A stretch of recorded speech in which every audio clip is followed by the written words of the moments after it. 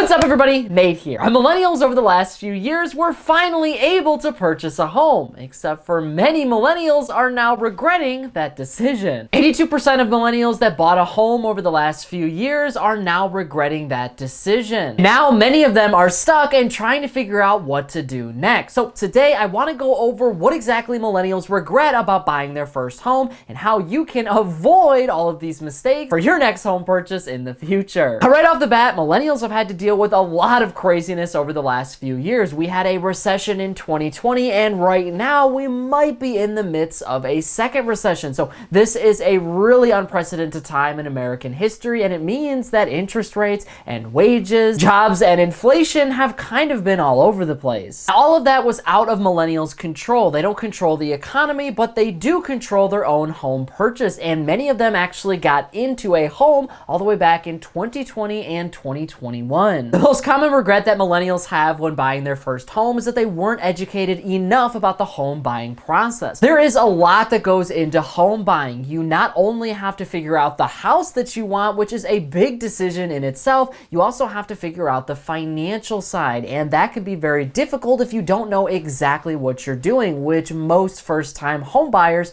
don't. Now, over the last couple of years, first-time home buyers, especially millennials, were in a really kind of unique position. I was one of them buying a home at the start of 2020. It was my first home purchase, but it was also during the midst of a pandemic, which meant I didn't have access to bankers or real estate agents or experts that could really help me through the process. I pretty much had to do everything on my own and use the internet to kind of figure out how to buy a home. The internet is a great resource, and you can use blogs and YouTube videos to figure out everything that you need to know about home buying, but there is a lot of unanswered questions and a lot of complications that can come up in your particular area or in your particular sale. So everything is going to be different. So there were many millennials that kind of threw themselves into this decision because it looked like this was going to be the absolute best time to buy a house. You got to remember, all the way back in 2020, we had really low interest rates, near zero, which meant people were buying homes with interest rates of around 1%, 2%, and 3%. That is historically low, and you might never see interest rates that low ever again. So many millennials figured this was the time to do it. And housing prices for a good portion of 2020 hadn't really exploded yet. So homes were still affordable and interest rates were still pretty low. But like I said, there is a lot that goes into a home purchase. It's not just finding a house that you like and getting a really low interest rate. When you buy a home, there is a lot of things to consider. You have to consider what your future is in that home. Are you going to be staying there for a couple years, or do you want to stay there for the long term? Are you going to be able to grow in this home and develop memories? And is the home in an area that you desire and want to live in for the next few years? One thing I didn't consider was think about your neighbors. Do you have neighbors that you like? Have you even met them? Because you are going to be living next to these people for a very long time. So you want to make sure that you can get along with them. How much time do you have to dedicate to the day-to-day maintenance of a home? There is grass to cut, and if you're in a place that has snow, you have to shovel the snow. Not to mention, you have to clean it, and you have to do maintenance, like if your furnace goes out, if you get a hole in your roof, whatever it might be, that is on you to take care of. I don't think the vast majority of millennials actually just avoided all of this information when they were going to buy a house. I feel like the vast majority of millennials had a lot of these things taken care of for them, so they didn't really consider it when they were buying a home. Many millennials that bought a house over the last couple of years came from a rental property or from an apartment, so a lot of the day-to-day maintenance wasn't handled by them, it was handled by the landlord. Living in that for so long, many millennials felt like they do take care of their apartments, and many of them do just fine, but a house is a little bit different from an apartment. You have to make every decision at that house. You have to decide every little thing when it comes to maintenance and when it comes to fixing something or not fixing something, and at the end of the day, you also need to have the finances for it. The finances are probably the most important part when buying a house, because you are not buying something small here. You're not going out and spending $100 on a credit card. You are buying something that is potentially hundreds of thousands of dollars in value. So it is expensive, and most people don't have hundreds of thousands of dollars lying around, so they have to take on debt, as in a mortgage, in order to buy that home. That is something that you can't really learn everything about online line, the mortgage process. And that is a vital process when buying a home because you don't have the money, so you need a mortgage. And if you don't know every detail about your mortgage, then you could potentially get screwed in the future. And that is exactly what is happening with millennials. Not only is there a time cost to a home, but there is also a financial cost. And that cost most likely is going to go up every single year. Not significantly, but enough to cause a burden on millennials in 2023. For instance, if you get a fixed mortgage, that means that the interest rate for your mortgage is not going to change for the lifespan of that loan. So if you get a 30-year fixed mortgage, which say an interest rate of 5%, that means that interest rate is going to stay the same, which means your mortgage payments are technically going to remain the same forever.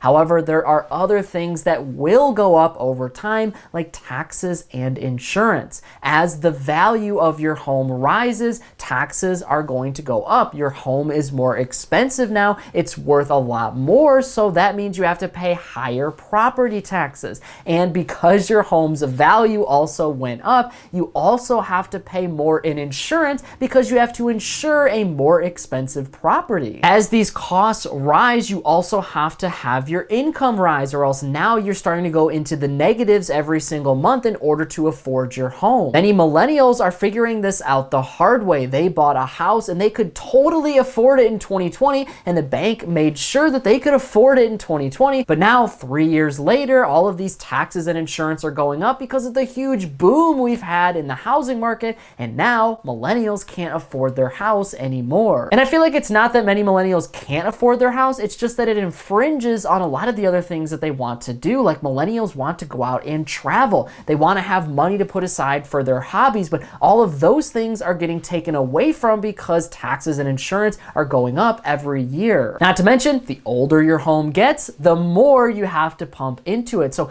these are all things that millennials have to consider when getting a home. And many over the last few years sort of jumped into buying a house because they figured the advantages to getting a home right now were so great. Low interest rates and really low home prices meant that they could get in at a steal. So the number one thing that you can do is get as educated as possible on the home buying process. I'm talking how to get a mortgage, taxes and insurance in your area, and if you actually want to stay in this area, what does this house mean for you? All of these things you're going to have to consider. Now, after buying my first home, there's a lot of things that you don't really need to think about that really do make or break a purchase for a first-time home buyer. But I'm telling you from experience that certain things just don't matter. If you walk into a house and there's rooms that are carpeted that you don't want to have carpeted, well, then you can remove that. If there's paint colors that you don't like, you can change that. Those are very simple cosmetic changes, so you don't need to not buy a house solely on that. Everything within the house can be changed at a relatively decent price. What you want to make sure of, though, is that the house itself is in good standing. Are the bones of the home good? Are you going to have problems rebuilding the house in a couple years, or is the entire home really in good shape? Was it well taken care of before you even bought it? These are things that first-time home buyers need to ask. And finally, are your neighbors in the area that you're in really what you want? Because you can't just pick up your mortgage and move after a few years, and that is the main difference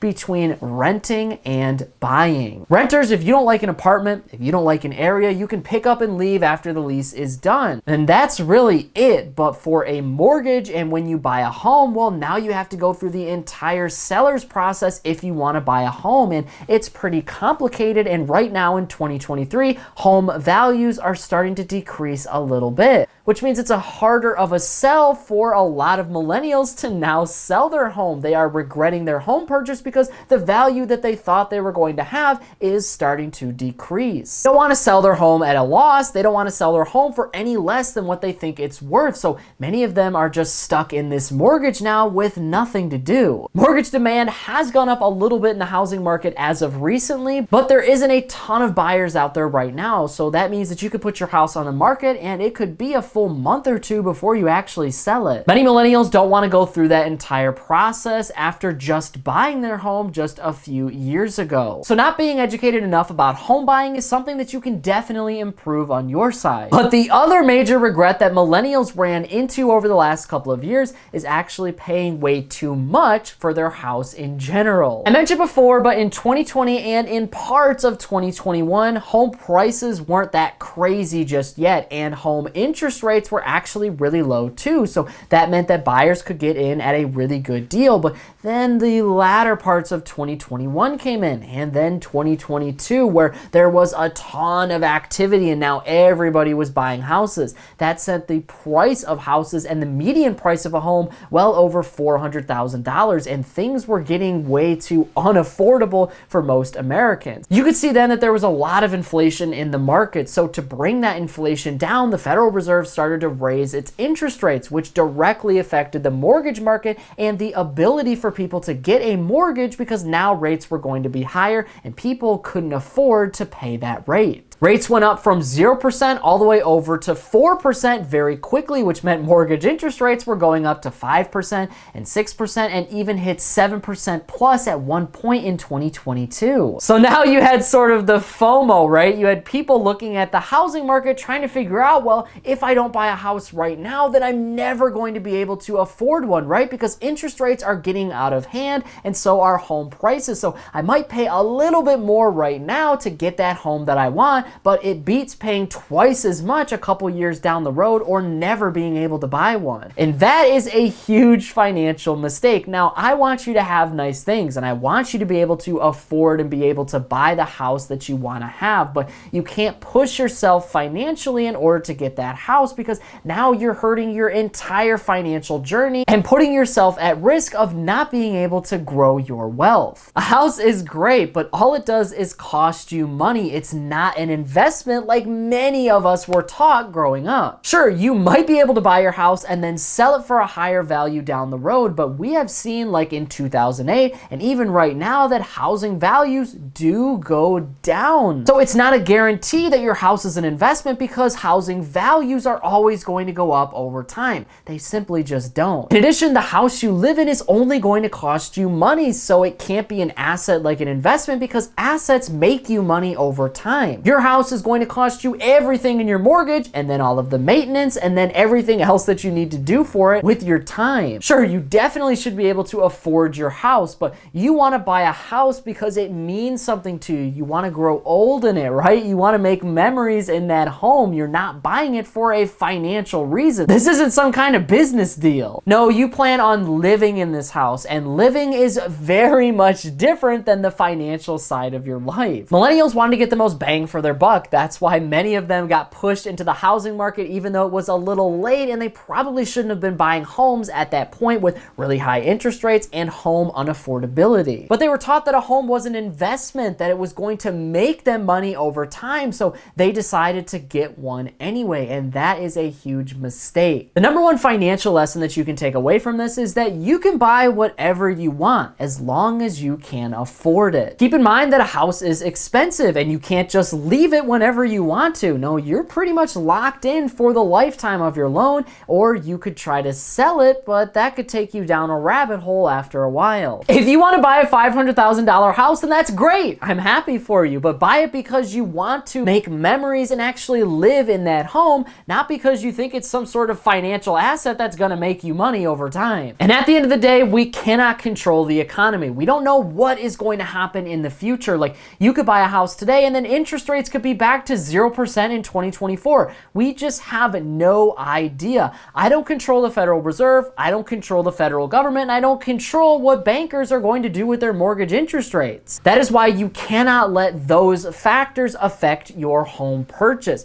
You have to make a wise decision that makes the most sense for you right now. So figure out what you can afford and then stick to it, and then have a plan in place in case something changes down the road with our economy or your finances. finances. And then lastly, do every single bit of research that you can on buying a house, so that way you are the most educated on the entire process, and reach out to as many experts and professionals as you can to truly understand what you're buying. All of that will hopefully help you to not regret your home purchase in the future. But that is it for today's business and financial news breakdown. Thank you so much for watching. If you want to stay up to date with all the top business and financial news from around the country, our team puts together a free daily newsletter, and you can subscribe to it by clicking the link in this corner right here. And if you want to stay up to date with me and everything else happening in the business and financial world, I'm putting out updates 7 days a week over here on this channel, and I've actually got another one ready for you right here. So be sure to check that out before you go. That's it for me, everybody.